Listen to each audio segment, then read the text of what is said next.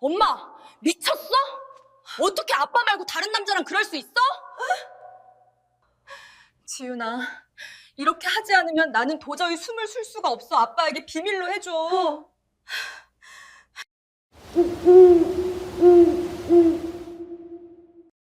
우아하기만 했던 내 엄마가 그럴 줄은 생각지도 못했습니다. 엄마, 대체 왜? 내 비명 같은 질문에 엄마는 그저 희미하게 웃기만 했죠. 이야기 시작 전 구독과 좋아요 부탁드려요.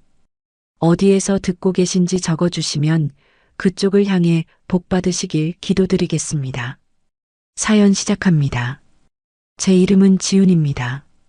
올해로 38, 누군가의 아내이자 한 아이의 엄마로 치열한 일상을 살아내고 있는 평범한 여자지요. 하지만 저에게는 평범하지 않은 제 인생의 가장 큰 자부심이자 등불 같은 존재가 있었습니다. 바로 저의 엄마 명숙 씨입니다. 우리 엄마는 참 고운 사람입니다. 66이라는 나이가 무색할 만큼 엄마의 피부는 잡티 하나 없이 매끄럽고 은은한 광택이 돕니다. 매일 아침 거울 앞에서 정성스레 가꾼 그 피부는 엄마가 지나온 고단했던 세월을 보상받기라도 하듯 보덕처럼 빛이 났지요. 엄마가 재혼해서 만난 지금의 아빠, 그러니까 저에게는 새아빠인 그분은 엄마를 참으로 극진히 아끼셨습니다.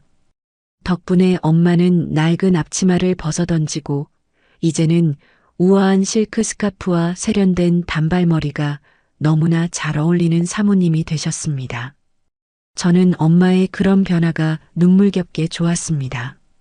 어린 시절 술에 취해 들어와 세간살이를 부수던 친아버지의 폭력 아래서 저를 품에 안고 덜덜 떨던 엄마의 가냘픈 어깨를 기억하거든요. 그 지옥 같은 시간을 견디고 이제야 비로소 평온한 화원 속에서 보호받으며 사는 엄마를 보며 저는 비로소 안도했습니다. 그래, 우리 엄마도 이제 여자로서 행복할 자격이 있어. 그렇게 믿어 의심치 않았습니다. 그런데 말이죠. 그 완벽하던 엄마의 일상에 아주 미세한 균열이 생기기 시작한 건 올봄부터였습니다. 유독 수요일만 되면 엄마는 평소와는 다른 공기를 뿜어냈습니다. 수요일 오후 2시, 제가 아이를 유치원에 보내고 잠시 엄마 집에 들를 때면 엄마는 늘 외출 준비로 분주했습니다. 평소에는 은은한 비누 향이나 연한 라벤더 향을 즐기던 엄마였는데 수요일에 엄마에게선 코끝을 찌를 듯한 아주 진하고 화려한 향수 냄새가 났습니다. 마치 무언가 퀴퀴하고 감추고 싶은 냄새를 억지로 덮으려는 것처럼 말이죠. 어느 수요일이었습니다. 거실 소파에 앉아 찻잔을 만지작거리는 저를 두고 엄마는 화장대 앞에서 유독 긴 시간을 보냈습니다. 거울 속에 비친 엄마의 옆 얼굴을 가만히 지켜보았습니다. 엄마는 입술에 짙은 붉은색 립스틱을 덧바르고 있었습니다. 평소에는 바르지도 않던 색이었죠. 엄마의 손가락 끝이 미세하게 떨리고 있었습니다. 립스틱을 쥔 그 가느다란 손가락이 입술 라인을 따라 천천히 움직일 때마다 엄마의 미간에는 아주 옅은 주름이 잡혔다가 펴지기를 반복했습니다. 그건 설렘이라기보다는 어떤 비장한 결의처럼 보이기도 했습니다. 엄마, 오늘 누구 만나기에 그렇게 공을 들여? 평소랑 분위기가 너무 다르네. 제가 툭 던진 말에 엄마의 어깨가 눈에 띄게 움찔했습니다. 거울 속에 엄마와 제 시선이 마주쳤습니다. 엄마는 얼른 시선을 아래로 내리며 화장대 위에 놓인 팩트 뚜껑을 탁 소리가 나게 닫았습니다. 그냥 예전 친구들 모임이 좀 있어서 나이 드니까 이런 색이라도 발라야 얼굴색이 좀 살더라고. 엄마의 목소리는 평소보다 반 톤 정도 높았고 끝부분이 미세하게 떨리고 있었습니다. 엄마는 제 시선을 피하며 바삐 가방을 챙겼습니다. 그 가방은 새아빠가 결혼 기념일에 선물한 명품 가방이었습니다. 우아한 옷차림과 화려한 화장, 그리고 그 이질적인 향수 냄새. 엄마가 제 옆을 지나갈 때 공기의 흐름이 바뀌는 것을 느꼈습니다. 차갑고도 무거운 무언가 비밀스러운 기운이 저를 훑고 지나갔습니다. 엄마가 나간 뒤 텅 빈 거실에 홀로 남겨진 저는 왠지 모를 한기에 팔을 문질렀습니다. 창밖에는 따스한 봄볕이 내리쬐고 있었지만 제 마음속에는 검은 그림자가 조금씩 드리워지기 시작했습니다. 수요일마다 어디를 가는 걸까? 왜 저렇게 화려한 향수로 자신을 감추는 걸까? 그날 이후 저는 제 안에서 싹 트는 불길한 의심과 싸워야 했습니다. 설마 우리 엄마가 그 고생을 다하고 이제야 겨우 평온을 찾았는데 다른 마음을 품고 있는 걸까? 만약 그렇다면 저는 그리고 새아빠는 어떻게 해야 할까요? 제 안의 도덕적인 잣대는 엄마를 비난하라 아우성쳤지만 제 깊은 내면 어딘가에서는 엄마를 이해하고 싶어 하는 가련한 마음이 꿈틀댔습니다. 엄마도 한 여자니까 평생을 자식 뒷바라지에 남편의 폭력에 시들어갔던 그 꽃 같은 젊음을 보상받고 싶은 마음이 드는 건 당연한 걸지도 몰라. 하지만 그 대상이 지금의 아빠가 아니라면 그건 배신이 아닐까? 저는 밤마다 천장을 보며 수많은 질문을 던졌습니다. 엄마의 행복이 저의 안녕과 직결되어 있다는 사실이 저를 더 괴롭혔습니다. 엄마가 무너지면 제가 쌓아 올린 이 평화로운 가정도 함께 무너질 것만 같았거든요. 저는 엄마의 행복을 지켜주고 싶었습니다. 동시에 엄마가 그 우아한 가면 뒤에 숨겨둔 진실이 무엇인지 미치도록 알고 싶었습니다. 그것은 딸로서의 걱정이었을까요? 아니면 한 여자로서 느끼는 묘한 질투와 호기심이었을까요? 어쩌면 저는 엄마라는 거울을 통해 제 미래를 보고 있었는지도 모릅니다. 다음 주 수요일이 되기만을 기다리며 저는 집 안 곳곳에 남은 엄마의 흔적을 쫓았습니다. 식탁 위에 놓인 찻잔의 온기, 거실 커튼 사이로 들어오는 먼지 섞인 햇살, 그리고 공기 중에 희미하게 남은 그 짙은 향수 냄새. 모든 것이 저에게 말을 거는 듯 했습니다. 지윤아, 진실은 내가 생각하는 것보다 훨씬 더 아플지도 몰라. 그리고 마침내 그날이 왔습니다. 엄마가 외출한 뒤 저는 거실 소파 밑에 떨어져 있던 엄마의 영수증 한 장을 발견했습니다. 빳빳하게 다려진 엄마의 손수건 사이에 끼어 있다 떨어진 듯한 그 종이에는 제가 결코 상상하지 못했던 이름이 적혀 있었습니다. 대성 모텔. 지저분한 골목 귀퉁이에나 있을 법한 그 낡은 이름. 그리고 그 옆에 휘갈겨 써진 낯선 남자의 이름까지. 제 손끝이 차갑게 식어갔습니다. 심장이 바닥으로 뚝 떨어지는 소리가 들리는 듯 했습니다. 엄마가 어떻게 그 더러운 곳을. 배신감에 눈앞이 아찔해졌습니다. 제가 그토록 숭배하고 아꼈던 엄마의 우아함이 그 낡은 모텔방의 눅눅한 침대보 위에서 짓밟히고 있을 거라는 상상만으로도 숨이 막혔습니다. 저는 결심했습니다. 오늘 엄마의 뒤를 쫓기로 엄마가 숨기고 있는 그 비루한 진실을 제 눈으로 직접 확인하고 말겠다고요. 저는 옷장을 열어 가장 무채색인 옷을 꺼내 입었습니다. 거울 속에 제 얼굴은 창백하게 질려 있었고 눈빛은 도끼를 품고 있었습니다. 마치 전쟁터로 향하는 병사처럼 저는 비장하게 가방을 챙겼습니다. 엄마가 남기고 간 그 짙은 향기만이 여전히 거실을 부유하며 저를 조롱하고 있었습니다. 창밖의 날씨는 무심하게도 너무나 화창했습니다. 나뭇잎 사이로 부서지는 햇살이 눈부셔서 눈물이 핑 돌았습니다. 왜 진실을 마주하려는 순간은 늘 이렇게 찬란하고도 잔인한 걸까요? 저는 현관문을 열고 밖으로 나섰습니다. 엄마의 냄새를 따라 제가 결코 가고 싶지 않았던 그 어두운 비밀의 숲으로 발을 내디뎠습니다. 이제 곧 저는 제가 알던 엄마와는 전혀 다른 누군가를 만나게 되겠지요.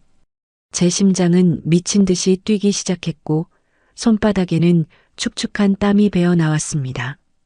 엄마의 수요일, 그 베일이 벗겨지기 시작하는 순간이었습니다. 가죽 핸들을 쥔 손가락 끝이 하얗게 질려갔습니다. 손톱 끝으로 전해지는 미세한 진동이 마치 제 심장 박동처럼 불규칙하게 손목을 타고 올라왔지요. 앞서가는 엄마의 하얀 세단. 그 차 뒷모습이 오늘따라 왜 그렇게 낯설고 비정해 보였는지 모릅니다. 매끄러운 차체 위로 부서지는 오후의 햇살은 눈부시게 찬란한데 제 마음속에는 끈적이고 검은 타르 같은 의심이 차곡차곡 쌓여가고 있었습니다. 엄마는 평소처럼 우아하게 코너를 돌았습니다. 깜빡이가 리드미컬하게 깜빡이는 그 찰나의 순간조차 저는 숨을 멈춘 채 그 빛을 쫓았습니다. 엄마, 제발 집으로 돌아가줘. 제발 그 더러운 쪽지의 장소가 아니라고 말해줘. 속으로 수천 번을 빌고 또 빌었습니다. 하지만 엄마의 차는 제가 간절히 바랐던 백화점 방향이 아닌 도시의 화려한 외벽 뒤편, 습하고 어두운 골목들이 뒤엉킨 변두리로 서서히 미끄러져 들어갔습니다. 창밖의 풍경이 변하기 시작했습니다. 잘 가꿔진 가로수와 세련된 쇼윈도는 사라지고 빛바랜 간판들이 서로 어깨를 맞댄 채 비틀거리는 낡은 건물들이 나타났습니다. 공기의 냄새부터가 달랐습니다. 세련된 도시의 향취는 간데없고 어디선가 흘러나온 하수구의 비릿한 냄새와 오래된 건물들이 뿜어내는 눅눅한 곰팡이 냄새가 차창 틈으로 스며들었습니다. 엄마의 차가 멈춰선 곳은 간판에 글자 몇 개가 떨어져 나가 대성텔이라고만 적힌 낡고 초라한 모텔 앞이었습니다. 붉은 벽돌은 여기저기 금이 가 있었고 입구를 가린 조잡한 가림막은 바람이 불 때마다 기분 나쁜 소리를 내며 흔들렸습니다.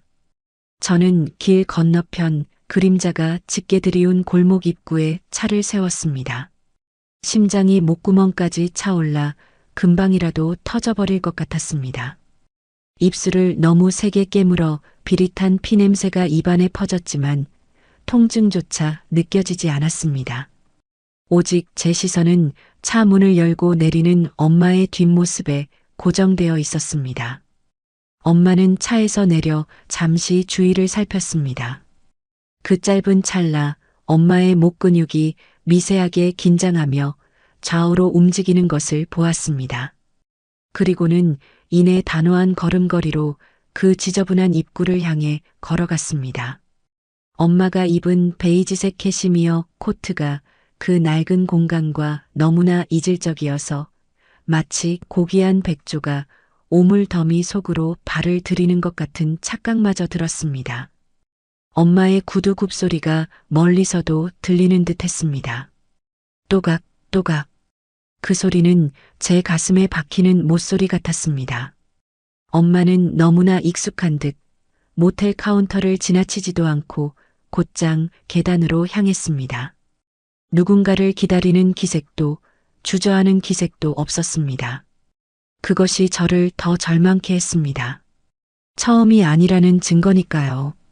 저는 차 문을 열고 밖으로 나갔습니다. 다리가 후들거려 하마터면 바닥에 주저앉을 뻔했습니다. 간신히 차체를 붙잡고 서서 엄마가 사라진 그 어두운 입구를 응시했습니다. 제 안의 도덕심과 배신감이 격렬하게 충돌하며 저를 갈기갈기 찢어놓는 것 같았습니다. 엄마, 어떻게 이럴 수 있어? 아빠가 엄마한테 어떻게 했는데? 그 지옥 같은 세월에서 엄마를 건져준 사람한테 어떻게 이런 비수를 꽂을 수 있어? 분노가 머리끝까지 치밀어 올랐습니다. 동시에 형용할 수 없는 슬픔이 해일처럼 밀려왔습니다. 제가 평생을 두고 존경에 마지 않았던 엄마의 정절과 우아함이 이 눅눅한 침대보와 담배 찌든 내 가득한 방 안에서 산산조각이 나고 있다는 사실이 믿기지 않았습니다. 저는 주머니 속에서 떨리는 손으로 휴대폰을 꺼냈습니다. 단축번호 1번. 새아빠였습니다. 번호를 누르는 손가락이 경련하듯 떨렸습니다. 신호음이 가는 동안 제 입술은 파르르 떨렸고 눈에서는 뜨거운 눈물이 뺨을 타고 흘러내렸습니다. 여보세요, 지훈이니? 수화기 너머로 들려오는 새아빠의 다정한 목소리. 평소처럼 온화하고 따뜻한 그 음성이 오늘따라 왜 이렇게 잔인하게 느껴졌을까요? 저는 목이 메어 한참 동안 말을 잇지 못했습니다. 겨우 입술을 떼었을 때 제 목소리는 제가 들어도 낯설 만큼 찢어지고 갈라져 있었습니다. 아빠, 지금 당장 대성 모텔로 와줘. 엄마가 여기 있어. 엄마가 이상해, 아빠. 전화를 끊고 나서도 저는 한참 동안 그 자리에 서 있었습니다. 차가운 골목바람이 제 뺨에 눈물을 말렸지만 가슴 속의 구멍은 점점 더 커져만 갔습니다. 제 안에 완벽한 엄마라는 우상은 이미 가루가 되어 흩어지고 있었습니다. 저는 모텔 안으로 발을 들였습니다. 계단을 오를 때마다 삐걱거리는 소리가 제 심장을 짓눌렀습니다. 2층, 그리고 3층. 복도에는 정체 모를 소독약 냄새와 누군가의 마른 기침 소리가 섞여 떠돌고 있었습니다. 엄마가 들어간 302호실 앞에 섰습니다. 문틈으로 새어나오는 희미한 불빛, 그리고 그 안에서 들려오는 낮은 수성, 물을 적시는 소리. 제 손끝이 문고리에 닿았습니다. 차갑고 단단한 금속의 감촉이 손바닥을 타고 전해졌습니다. 문 너머에서 들리는 엄마의 낮은 숨소리. 그 숨소리는 평소 집에서 듣던 평온한 것이 아니었습니다. 무언가 억누르는 듯한 아주 깊고 무거운 한숨이 섞인 호흡이었습니다. 저는 눈을 감았습니다. 이 문을 열면 제 인생은 다시는 이전으로 돌아갈 수 없을 것입니다. 제가 알던 세상은 무너지고 저는 엄마를 영원히 증오하게 될지도 모릅니다. 하지만 멈출 수 없었습니다. 진실이라는 괴물은 이미 제 목을 움켜쥐고 있었으니까요. 복도 저편에서 급하게 계단을 뛰어 올라오는 발소리가 들렸습니다. 새아빠였습니다. 숨을 몰아쉬며 제 곁에 선 그의 얼굴은 종이장처럼 하얗게 질려 있었습니다. 그는 제 손을 잡았습니다. 그의 손바닥 역시 저만큼이나 차갑고 축축했습니다. 지훈아, 정말 내 엄마가 이 안에 있니? 새아빠의 눈동자가 떨리고 있었습니다. 그 눈에 담긴 건 배신감보다는 제발 아니길 바라는 간절한 부정이었습니다. 저는 아무 말 없이 고개를 끄덕였습니다. 그리고는 힘을 주어 문고리를 돌렸습니다. 철컥 하고 문이 열리는 소리가 고요한 복도에 천둥처럼 울려 퍼졌습니다. 문이 천천히 열리며 방 안의 풍경이 제 시야로 쏟아져 들어왔습니다. 하지만 그곳에서 제가 마주한 것은 제 머릿속이 그려낸 그 어떤 더러운 상상보다도 훨씬 더 참혹하고 훨씬 더 비극적인 광경이었습니다. 문고리를 돌리는 그 찰나의 순간이 영겁의 시간처럼 느껴졌습니다. 끼익 하는 비명 같은 소음과 함께 문이 열리자마자 제 코끝을 찌른 것은 엄마의 그 화려한 향수 냄새가 아니었습니다. 그것은 코를 찌르는 듯한 암모니아 냄새, 오래된 벽지에서 배어나오는 눅눅한 곰팡이, 그리고 죽음이 임박한 생명체에게서나 날 법한 비릿하고 무거운 악취였습니다. 제 시야가 방 안으로 쏟아져 들어갔습니다. 낡은 형광등이 지직거리며 위태롭게 빛을 내뿜고 있는 그 좁은 방 안. 저는 그곳에서 제가 상상했던 불륜의 현장보다 훨씬 더 참혹하고 괴기스러운 광경을 마주했습니다. 방 한가운데 놓인 삐걱거리는 침대. 그 위에는 한 노인이 누워 있었습니다. 아니, 그것은 사람이라기보다 차라리 바싹 말라버린 고목나무 껍질 같았습니다. 뼈마디가 앙상하게 드러난 손은 허공을 향해 갈퀴처럼 굽어 있었고 초점 없는 눈동자는 천장의 얼룩만을 멍하게 응시하고 있었지요.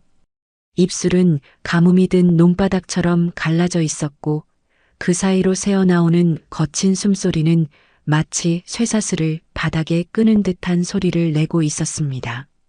그리고 그 곁에 우리 엄마가 있었습니다. 엄마는 그 우아한 캐시미어 코트를 방구석 플라스틱 의자에 아무렇게나 걸쳐둔 채였습니다. 소매를 팔꿈치까지 걷어붙인 엄마의 팔등에는 푸른 정맥이 툭 붉어져 있었고 그 손등에는 붉은 물집이 잡혀 있었습니다. 엄마는 무릎을 꿇고 앉아 대야에 담긴 따뜻한 물에 수건을 적시고 있었습니다. 엄마의 손가락이 물속으로 잠길 때마다 파르르 떨리는 것을 보았습니다. 그것은 공포가 아니라 지독한 피로와 슬픔이 켜켜이 쌓여 만들어낸 경련이었습니다. 엄마, 제 목소리는 바람 빠진 풍선처럼 힘없이 바닥으로 흩어졌습니다. 엄마는 고개를 돌리지 않았습니다. 아니, 돌릴 힘조차 없어 보였습니다. 엄마는 그저 묵묵히 수건을 짜서 침대 위 노인의 마른 가슴팍을 닦아내기 시작했습니다. 그때였습니다. 침대 옆 협탁 위에 놓인 낡은 지갑 속에서 삐져나온 빛바랜 사진 한 장이 제 눈에 들어왔습니다. 젊은 시절의 엄마 그리고 그 곁에서 저를 안고 호탕하게 웃고 있는 한 남자. 제 기억 속에서 가장 잔인한 페이지를 장식했던 우리를 버리고 떠났던 나의 친아버지였습니다. 세상에 저 흉측한 노인이 내 유년 시절을 피눈물로 물들였던 그 괴물 같은 인간이란 말인가요? 제 심장 밑바닥에서 뜨거운 무언가가 울컥 치밀어 올랐습니다. 그것은 배신감보다 더 깊고 질긴 혐오였습니다. 엄마 미쳤어? 지금 여기서 뭐 하는 거야? 이 사람이 우리한테 어떻게 했는데 내 앞에서 이 인간 죽었다고 다신 이름도 올리지 말자고 했잖아. 제 고함에 엄마의 어깨가 눈에 띄게 들썩였습니다. 엄마는 그제야 천천히 고개를 돌려 저를 보았습니다. 엄마의 얼굴은 제가 알던 우아한 사모님의 것이 아니었습니다. 화장은 눈물과 땀에 번져 얼룩덜룩했고 눈가는 짓물러 붉게 충혈되어 있었습니다. 하지만 그 눈동자 안에는 제가 단 한 번도 본 적 없는 거대한 바다와도 같은 깊은 슬픔과 해방감이 공존하고 있었습니다. 지훈아, 왔니? 엄마의 목소리는 갈라진 대지처럼 거칠었습니다. 엄마는 다시 고개를 돌려 그 노인의 손을 잡았습니다. 그리고는 제 시선을 피해 노인의 하반신 쪽으로 손을 옮겼습니다. 엄마는 그의 거칠고 메마른 다리 사이 단단하고 뜨거운 무언가를 조심스럽게 감싸주었습니다.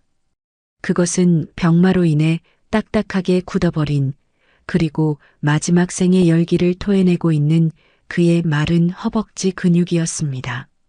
엄마의 손길은 지극히 정성스러웠습니다. 마치 세상에서 가장 귀한 보석을 다루듯 혹은 갓 태어난 아기를 씻기듯 엄마는 수건으로 그의 환부를 닦아내고 있었습니다. 그 순간 방 안의 공기가 멈춘 듯 했습니다. 제 등 뒤에 서 있던 새아빠의 거친 숨소리만이 고요를 깨고 있었습니다. 저는 엄마의 뒷모습을 보며 말할 수 없는 비참함을 느꼈습니다. 내가 그토록 증오했던 인간을 위해 내 우아한 엄마가 이 더러운 방에서 무릎을 꿇고 수발을 들고 있다니. 이것은 도덕의 문제도 배신의 문제도 아니었습니다. 그것은 제 세계관 전체가 무너져 내리는 천재지변이었습니다. 왜 엄마? 왜 이 지옥 속으로 다시 걸어 들어온 거야? 우리가 어떻게 빠져나온 구덩이인데. 아빠가 엄마한테 준 상처가 아직도 흉터로 남아 있는데 어떻게 그 손으로 저 인간의 살결을 만질 수가 있어? 제 내면에서는 수만 가지의 날카로운 질문들이 비수가 되어 날아다녔습니다. 엄마가 이 수요일마다 뿌렸던 그 진한 향수 냄새. 그것은 유혹을 위한 향기가 아니라 이 방의 지독한 악취를 지우기 위한, 그리고 스스로의 죄책감을 마비시키기 위한 처절한 방어기제였다는 사실을 깨닫는 순간 가슴이 찢어지는 것 같았습니다. 엄마는 한참 동안 말이 없었습니다. 그저 규칙적으로 수건을 적시고 짜고 닦아내는 동작만을 반복했습니다. 그 소리만이 방 안을 메웠습니다. 툭툭 대야로 떨어지는 물방울 소리가 제 심장 박동과 겹쳐 들렸습니다. 지훈아. 엄마가 나지막이 입을 뗐습니다. 엄마의 시선은 여전히 노인의 창백한 얼굴에 머물러 있었습니다. 이 사람, 이제 보름도 못 넘긴단다. 의사가 그랬어. 갈 때라도 사람답게 깨끗하게 보내주고 싶었어. 그게 내가 이 사람에게, 그리고 내 가여웠던 청춘에게 해줄 수 있는 마지막 예우란다. 엄마의 손가락 끝이 노인의 뺨을 아주 살짝 스쳤습니다. 닿을 듯 말 듯한 그 손끝의 열기에서 저는 증오보다 더 지독한 인연의 끈을 보았습니다. 엄마는 그의 살결을 만지며 그 옛날의 고통과 화해하고 있었던 것입니다. 엄마는 이 사람을 용서한 게 아니야. 그냥 내 마음속에 박힌 이 가시를 뽑아내고 싶은 것뿐이야. 지훈아, 내가 보기엔 내가 미친 것 같겠지. 하지만 이렇게 하지 않으면 나는 죽을 때까지 내 아빠 옆에서도 가짜로 살 수밖에 없었을 거야. 엄마의 고백은 조용했지만 그 어떤 웅변보다 강력하게 제 가슴을 때렸습니다. 저는 아무 말도 할 수 없었습니다. 제 안에 천박한 의심이, 엄마를 불륜녀로 몰아세웠던 제 그릇된 확신이 너무나 부끄러워 고개를 들 수 없었습니다. 저는 엄마의 굽은 등을 보았습니다. 그 등은 더 이상 연약한 여자의 등이 아니었습니다. 그것은 모든 풍파를 다 받아내고도 묵묵히 서 있는 거대한 바다와 같았습니다. 엄마는 그 더러운 여인 숲방을 당신만의 방식으로 성소로 만들고 있었던 것입니다. 제 곁에 서 있던 새아빠가 천천히 걸음을 옮겼습니다.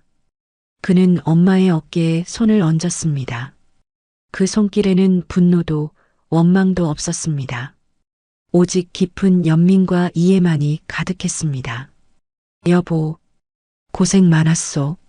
새아빠의 짧은 한마디에 엄마의 참았던 울음이 터져 나왔습니다. 엄마는 고개를 숙인 채 어깨를 들썩이며 소리 죽여 울었습니다. 그 울음소리는 방 안의 악취와 뒤섞여 제 폐부 깊숙이 스며들었습니다. 저는 그제야 깨달았습니다. 사랑은 단순히 행복을 나누는 것이 아니라 원수의 상처까지 껴안아 내 영혼의 독을 빼내는 숭고한 작업이라는 것을요. 저는 그 자리에 주저앉아 목 놓아 울기 시작했습니다. 엄마의 화장이 왜 그렇게 슬펐는지, 왜 수요일마다 그토록 짙은 향기를 풍겨야 했는지 이제야 모든 조각이 맞춰지고 있었습니다. 엄마의 수요일은 배신의 시간이 아니라 제 생애 가장 처절하고도 아름다운 속죄의 시간이었던 것입니다. 지독한 침묵이 방 안을 가득 채웠습니다. 낡은 창문 틈으로 들어오는 한 줄기 오후의 햇살이 먼지 섞인 공기 속에서 유령처럼 부유하고 있었지요. 저는 벽에 기대어 서서 제 눈앞에 펼쳐진 이 비현실적인 광경을 아주 느린 시선으로 훑었습니다. 엄마의 손가락은 여전히 물에 젖어 있었습니다. 그저 한없이 곱고 우아하게만 보였던 엄마의 손. 하지만 지금 그 손은 제 생에 가장 끔찍했던 기억의 주인공, 그 노인의 살결을 문지르고 있었습니다. 엄마의 손톱 밑으로 밴 핏기 없는 창백함과 물에 불어 하얗게 일어난 손가락 마디마디를 보며 저는 심장이 덜컥 내려앉는 기분을 느꼈습니다. 이것이 엄마가 매주 수요일 치러왔던 대가였다는 사실을 제 가련한 머리로는 도저히 감당할 수가 없었습니다. 제 안에서는 수만 갈래의 감정이 소용돌이치고 있었습니다. 엄마, 대체 왜 그랬어? 왜 나한테 말하지 않았어? 배신감은 어느덧 부끄러움으로 변해 제 목을 조여왔습니다. 저는 엄마의 화려한 향수 냄새를 맡으며 늦바람을 의심했습니다. 엄마의 그 고운 화장을 보며 누군가에게 잘 보이기 위한 꾸밈이라며 천박한 잣대를 들이댔지요. 하지만 그 화장은 이 방에 진동하는 죽음의 냄새와 자신의 구역질 나는 기억을 견디기 위해 엄마가 스스로에게 씌운 마지막 보호막이었습니다. 가장 예쁜 모습으로 가장 지독한 원수를 배웅하려 했던 그 마음을 저는 단 한 번도 헤아려 보지 못했습니다. 저는 바닥에 떨어진 엄마의 손수건을 가만히 내려다보았습니다. 제 눈물로 얼룩진 그 천조각 위로 낡은 천장의 얼룩이 겹쳐 보였습니다. 제 머릿속엔 어린 시절의 파편들이 떠올랐습니다. 술 냄새를 풍기며 들어와 엄마의 머리채를 휘어잡던 그 거친 손, 깨진 소주병 조각 위에서 맨발로 울던 엄마, 그리고 그 모든 지옥을 뒤로하고 우리를 버리고 떠나갔던 그 남자의 뒷모습. 그때의 우리는 얼마나 외로웠나요? 차가운 단칸방에서 서로의 체온에 기대어 겨울을 나던 그 밤들마다 저는 다짐했었습니다. 나중에 내가 크면 우리 엄마를 가장 화려하고 가장 행복한 여자로 만들어주겠노라고. 그런데 지금 제가 만들어준 그 평온한 화원 밖에서 엄마는 홀로 이 거대한 쓰레기 더미를 치우고 있었습니다. 제 내면의 도덕적 갈등은 걷잡을 수 없이 커져갔습니다. 용서라는 것이 과연 가능한 것일까? 저렇게 뼈만 남은 채 초점 없는 눈으로 죽어가는 인간을 본다고 해서 그가 우리에게 준 그 상처들이 씻은 듯이 사라질 수 있는 걸까? 아니, 이건 용서가 아닙니다. 이건 처절한 종결이었습니다. 엄마는 이 사람을 용서해서 온 것이 아니라 이 사람이라는 지독한 책의 마지막 장을 덮기 위해 당신의 남은 인생의 단 한 점의 찌꺼기도 남기지 않기 위해 스스로 지옥의 불덩이를 만지고 있었던 것입니다. 엄마의 손길이 다시 노인의 몸 위를 지나갔습니다. 엄마는 천천히 그의 바지를 걷어 올렸습니다. 그리고 그곳 오랜 투병으로 인해 딱딱하게 굳어버린, 하지만 여전히 생의 마지막 열기를 품고 있는 그의 단단하고 뜨거운 무언가, 그것은 고통으로 비대해진 그의 무릎 관절과 마른 근육이었습니다. 를 수건으로 정성스럽게 감싸 안았습니다. 그 순간 저는 보았습니다. 노인의 손가락 끝이 미세하게 파르르 떨리는 것을요. 그는 의식이 없는 듯 했지만 피부를 통해 전해지는 엄마의 온기를 느끼고 있는 것 같았습니다. 죽어가는 피부가 엄마의 손길 아래서 아주 잠깐, 아주 찰나의 순간 소생하는 듯한 착각마저 들었습니다. 그 팽팽한 긴장감 속에서 저는 엄마와 그 노인 사이에 흐르는 기묘한 공기를 느꼈습니다. 그것은 사랑도 증오도 아닌 생명 대 생명으로서 나누는 마지막 예우였습니다. 지훈아, 엄마가 다시 저를 불렀습니다. 이번에는 고개를 들어 저를 똑바로 바라보셨습니다. 엄마의 눈동자 주위로 잔주름이 깊게 패어 있었고 그 안에는 이루 말할 수 없는 고독이 서려 있었습니다. 사람이 말이다. 갈 때가 되면 다 똑같더구나. 그 대단하던 기세도, 우리를 그토록 아프게 했던 그 도끼도 결국엔 이렇게 한 줌의 마른 뼈와 가쁜 숨소리로만 남는 거야. 엄마의 입술이 가늘게 떨렸습니다. 내가 이 사람을 여기서 그냥 죽게 내버려뒀다면 나는 평생 이 사람의 망령에 시달리며 살았을 거야. 매일 밤 꿈속에서 이 사람의 원망 섞인 눈을 마주했겠지. 하지만 이렇게 내 손으로 직접 닦아주고 이 사람의 고통을 내 손끝으로 만져보니 알겠더구나. 이제야 비로소 이 인간이 내 인생에서 완전히 지워지고 있다는 걸. 엄마는 다시 노인의 이마를 닦아주었습니다. 엄마가 화장을 하고 향수를 뿌리고 이곳에 왔던 건 적어도 이 사람 앞에서만큼은 내가 패배자가 아니라는 걸 보여주고 싶어서였어. 너를 잘 키워냈고 나는 이제 충분히 사랑받고 있다는 걸, 이 비루한 침대 위에서 죽어가는 당신과는 비교도 할 수 없을 만큼 찬란한 삶을 살고 있다는 걸 말해주고 싶었단다. 저는 엄마의 말 한마디 한마디가 제 가슴을 도려내는 것 같았습니다. 엄마의 화려함은 복수였고 엄마의 향기는 승리의 선언이었습니다. 그런데 저는 그것도 모르고 저는 무릎을 힘없이 꺾고 엄마 곁으로 다가갔습니다. 방 안의 공기는 여전히 무겁고 축축했습니다. 하지만 엄마의 곁에 앉으니 그 지독한 악취 사이로 엄마의 체온이 느껴졌습니다. 저는 떨리는 손을 뻗어 엄마의 젖은 손등 위에 제 손을 얹었습니다.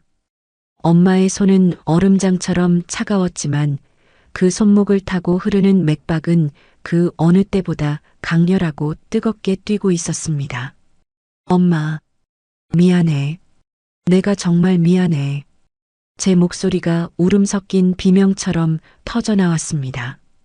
엄마는 대답 대신 제 손을 꽉 맞잡아 주었습니다. 닿을 듯 말 듯 했던 우리 사이의 거리가 이 비극적인 현장에서야 비로소 하나로 합쳐지는 기분이었습니다. 제 뒤에서 묵묵히 지켜보던 새아빠가 낮은 신음을 내뱉으며 다가왔습니다. 그는 조용히 허리를 숙여 엄마가 쓰고 있던 대야를 들었습니다.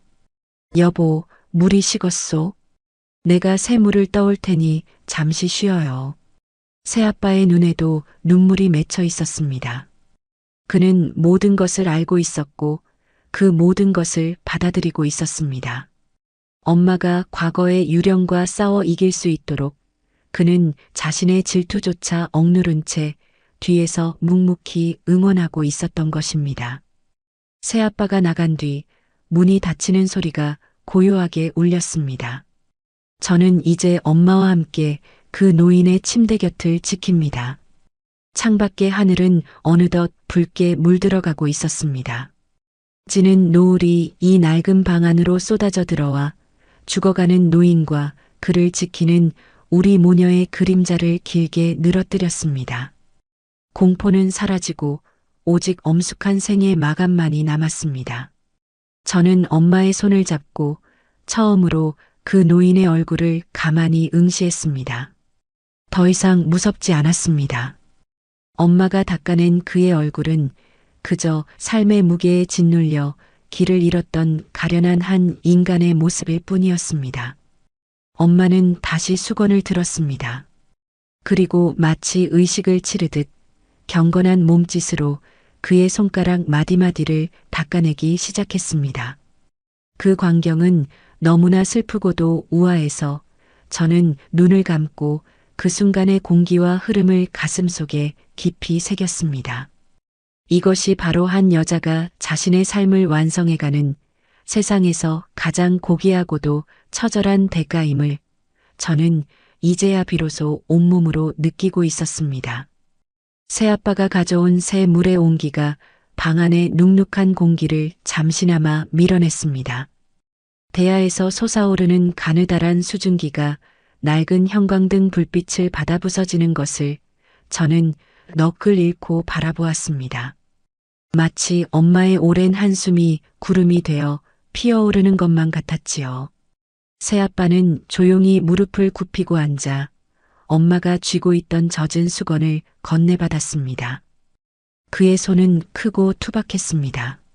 수십 년간 거친 세상을 헤쳐오며 만들어진 굳은 살이 박인 그 손이 지금은 가장 부드럽고 경건한 몸짓으로 그 노인의 손을 감싸쥐었습니다.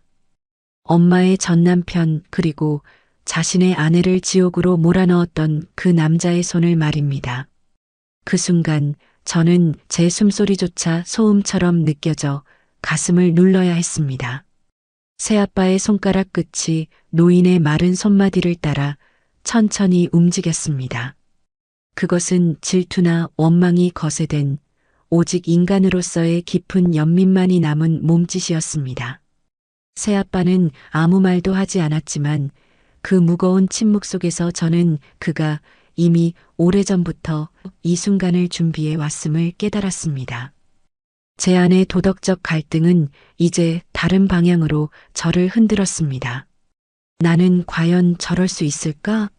나를 평생 괴롭힌 사람이 아니라 내가 사랑하는 여자를 평생 아프게 했던 그 원수를 이토록 따뜻한 물로 씻겨줄 수 있을까? 새아빠의 어깨가 미세하게 떨리는 것을 보았습니다. 그것은 분노가 아니라 그가 짊어져 온 아내의 슬픔이 너무나 무거워 토해내는 공명 같았습니다. 그는 노인의 손목을 닦아내며 엄마가 차마 다 뽑아내지 못했던 마지막 가시를 대신 뽑아주고 있었습니다. 아빠는 다 알고 있었던 거야? 엄마가 수요일마다 어디로 가는지, 왜 그렇게 예쁘게 화장을 하고 집을 나서는지, 그 향기 뒤에 숨겨진 엄마의 눈물 냄새를 아빠는 이미 맡고 있었던 거야?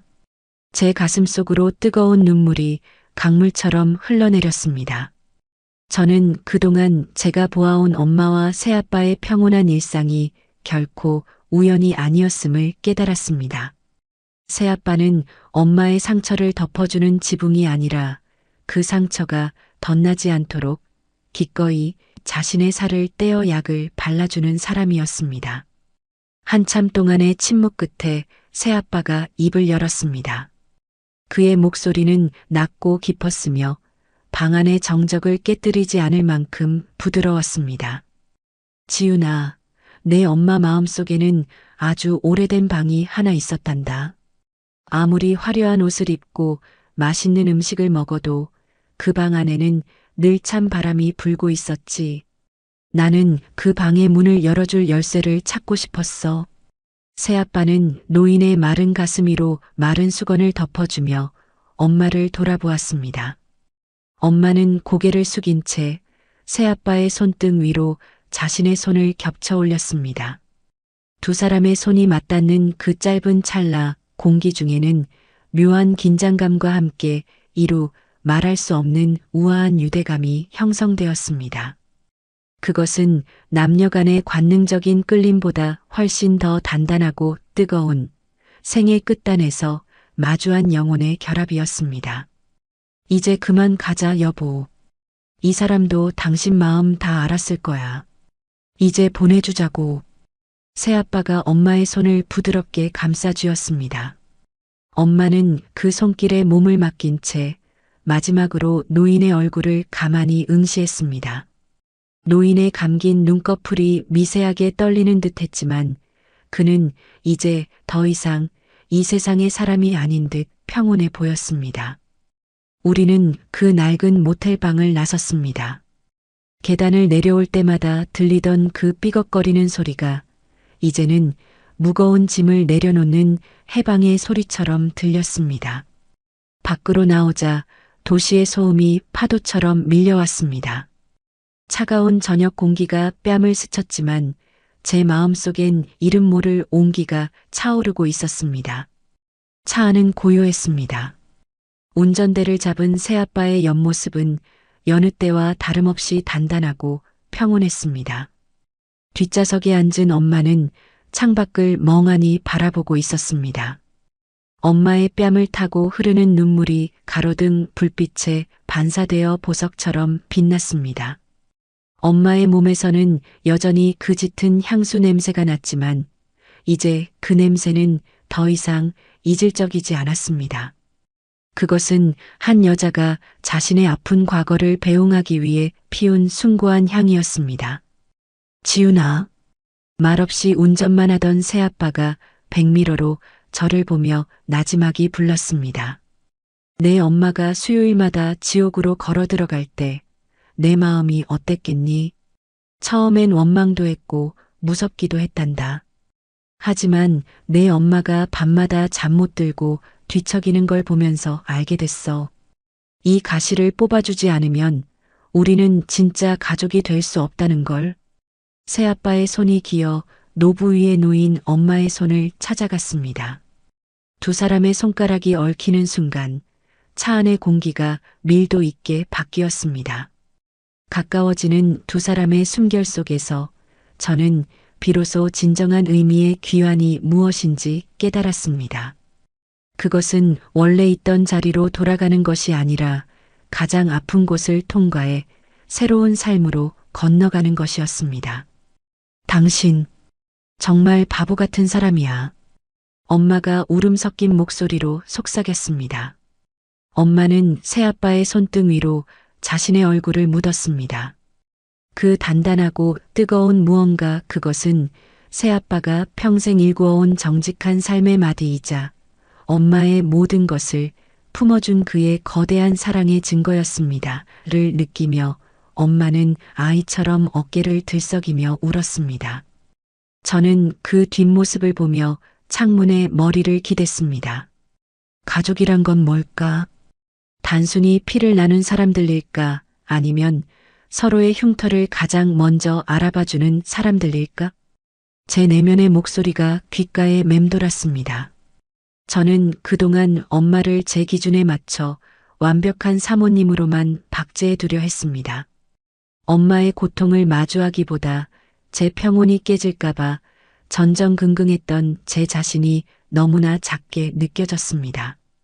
엄마는 그 더러운 모텔방에서 자신의 영혼을 씻어내고 있었는데 저는 그 겉모습만 보고 손가락질을 했던 것입니다. 집으로 돌아오는 길, 도시는 어느덧 화려한 불빛으로 가득 차 있었습니다. 저 불빛들 속에는 또 얼마나 많은 수요일의 비밀들이 숨겨져 있을까요? 얼마나 많은 엄마들이 그리고 아빠들이 서로의 가시를 뽑아주기 위해 홀로 피를 흘리고 있을까요? 차 안을 채우던 긴장감은 어느새 깊은 안도감으로 변해 있었습니다. 엄마의 향수 냄새는 점점 옅어지고 대신 새아빠의 낡은 가죽 점퍼에서 나는 친숙하고 따뜻한 냄새가 그 자리를 채웠습니다. 다 왔구나. 새아빠의 짧은 한마디와 함께 차가 멈췄습니다. 우리 집 앞마당의 나무들이 밤바람에 흔들리며 우리를 맞이했습니다. 엄마는 차에서 내려 심호흡을 했습니다. 엄마의 가슴이 크게 오르내릴 때마다 십수년을 짓누르던 무거운 돌덩이가 하나씩 떨어져 나가는 것 같았습니다. 엄마는 화장대에 앉아 정성스럽게 발랐던 붉은 립스틱을 지워냈습니다. 거울 속에 비친 엄마의 얼굴은 이제 아무것도 감출 필요가 없는 투명하고 맑은 명숙 씨 본연의 모습이었습니다. 저는 엄마의 뒤에 서서 엄마의 어깨를 가만히 주물러 드렸습니다. 엄마, 오늘 수고 많았어. 정말 고생했어. 제 말에 엄마는 제 손을 잡아 당신의 뺨에 갖다 대었습니다. 엄마의 살결은 여전히 고왔지만 그 속에는 이제 단단한 생의 뿌리가 박혀 있는 듯 했습니다. 고맙다, 지윤아. 내 딸로 태어나줘서. 그리고 오늘 엄마 곁에 있어줘서. 밤은 깊어가고 우리 가족의 진짜 이야기는 이제 막 시작되려 하고 있었습니다. 모든 비밀이 밝혀진 뒤의 평화는 이전의 가식적인 평온함과는 비교할 수 없을 만큼 깊고 묵직했습니다. 저는 비로소 엄마라는 한 여자의 바다를 온전히 이해하기 시작했습니다. 그 바다는 짜고 아팠지만 모든 것을 품어 안을 만큼 넓고도 깊었습니다. 그 일이 있은 후 달력의 숫자는 몇 번이고 바뀌어 다시 봄의 길목에 섰습니다. 창밖에는 이름 모를 연분홍 꽃들이 흐드러지게 피어났고 세상은 마치 아무 일도 없었다는 듯 눈부시게 평화로운 얼굴을 하고 있었지요. 하지만 제 안의 세상은 그 수요일 이후로 완전히 다른 궤도를 돌기 시작했습니다. 오늘은 다시 수요일입니다. 거실 창가로 길게 드리워진 오후의 햇살을 가만히 응시해 봅니다. 먼지들이 그 빗줄기를 타고 느릿느릿 춤을 추는 모양새가 마치 우리네 삶의 편린들 같다는 생각을 했습니다. 저는 이제 더 이상 엄마의 수요일을 의심하지 않습니다. 아니, 이제는 그 수요일이 오기를 기다리며 제가 먼저 엄마의 화장대 앞에 앉아 향수 뚜껑을 엽니다. 엄마가 제 뒤로 다가와 거울 속에 저를 봅니다. 엄마의 눈매는 예전보다 훨씬 깊고 맑아졌습니다. 눈가의 잔주름은 여전하지만 그것은 이제 고통의 흔적이 아니라 지독한 폭풍우를 견뎌낸 나무의 나이테처럼 숭고해 보입니다. 저는 엄마의 하얀 손을 잡아 제 뺨에 가져다 대었습니다. 손끝에서 전해지는 미세한 온기, 그리고 규칙적인 맥박. 그 단단하고 뜨거운 무언가, 그것은 고통을 딛고 일어선 한 여자의 강인한 생명력이었습니다. 제 피부를 타고 심장까지 전해졌습니다. 엄마, 이제는 알 것 같아. 엄마가 그토록 지키고 싶어 했던 우아함이 사실은 얼마나 처절한 투쟁이었는지. 제 가슴속 깊은 곳에서 울려 퍼지는 내면의 고백은 이제 한 줄기 강물이 되어 흐릅니다. 저는 오랫동안 엄마라는 이름 뒤에 숨겨진 한 여자를 보지 못했습니다. 내 엄마는 마땅히 고결해야 하고, 내 엄마는 마땅히 행복해야 하며, 내 엄마는 결코 더러운 과거에 발을 담가서는 안 된다고 믿었지요.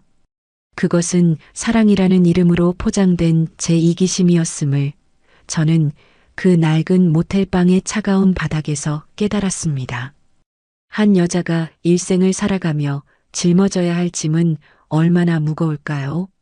사랑했던 남자의 배신, 홀로 감내해야 했던 가난의 무게, 그리고 자식을 위해 자신의 이름을 지우고 살아야 했던 무수한 밤들.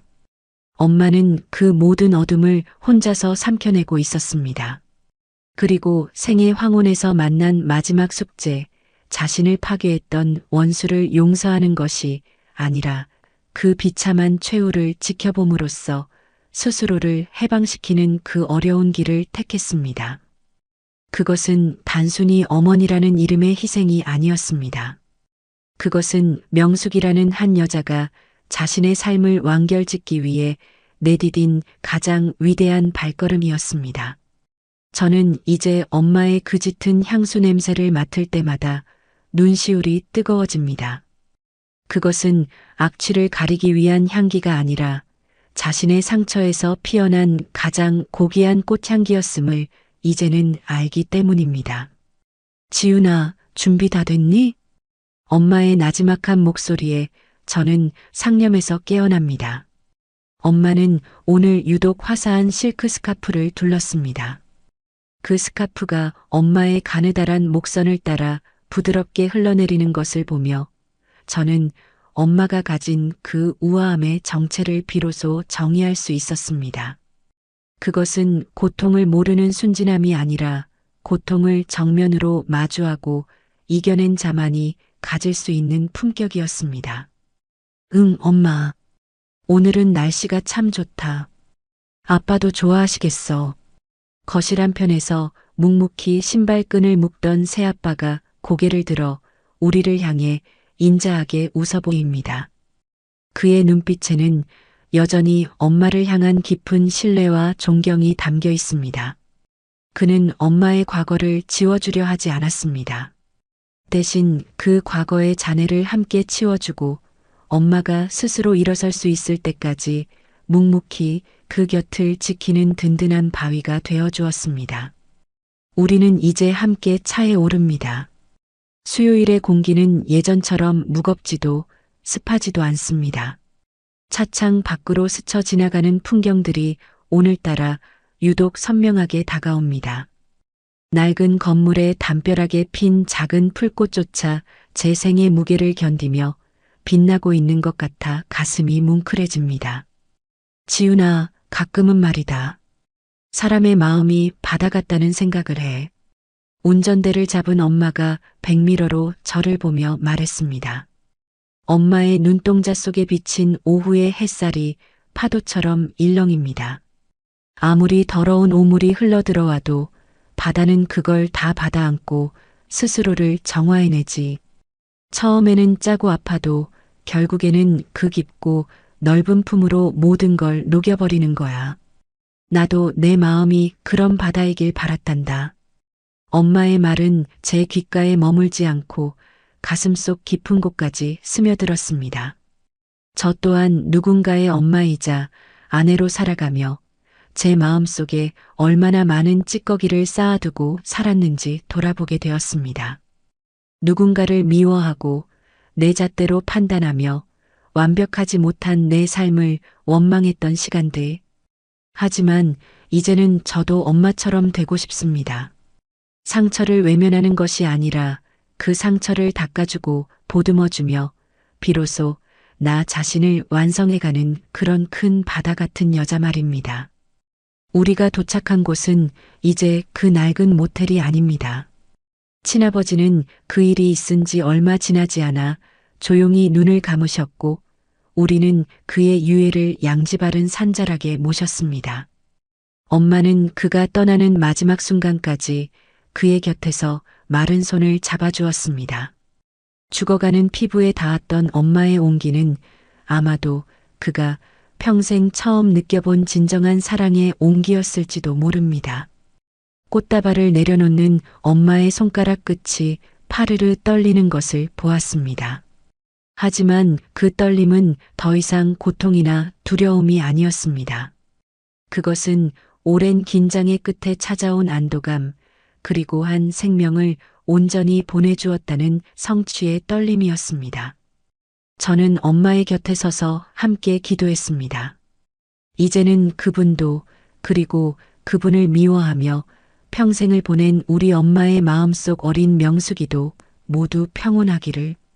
집으로 돌아오는 길 해는 뉘엿뉘엿지며 세상을 온통 금빛으로 물들였습니다. 차 안에는 더 이상 진한 향수 냄새가 진동하지 않습니다. 대신 엄마가 건네준 귤 한 조각의 상큼한 향기와 새아빠의 낡은 가죽 자켓에서 배어나오는 따뜻한 냄새가 섞여 포근하게 우리를 감쌉니다. 엄마, 다음 주 수요일에는 우리 같이 근처 공원에 꽃구경 가요. 지훈이도 데리고요. 제 제안에 엄마가 활짝 웃음을 터뜨립니다. 그 웃음소리가 차 안의 공기를 정화하듯 맑게 울려 퍼집니다. 그래, 그러자. 이제 수요일은 우리 가족이 다 같이 행복해지는 날로 만들자꾸나. 저는 엄마의 어깨에 고개를 기댔습니다. 엄마의 몸에서 전해지는 규칙적인 숨결이 제 뺨을 간지립니다. 이제 저는 압니다. 사랑은 단순히 행복을 나누는 화원이 아니라 원수의 상처까지 껴안아 내 영혼의 바다를 넓히는 숭고한 여정이라는 것을요. 저는 이제야 비로소 엄마라는 이름의 그 깊고 넓은 바다를 온전히 이해하기 시작했습니다. 그리고 저 또한 그 바다를 닮은 한 여자가 되기로 마음먹었습니다. 시청자 여러분, 여러분의 수요일은 어떤 향기를 품고 있나요? 혹시 가슴속 깊은 곳에 아직 뽑아내지 못한 아픈 가시가 남아있지는 않으신지요?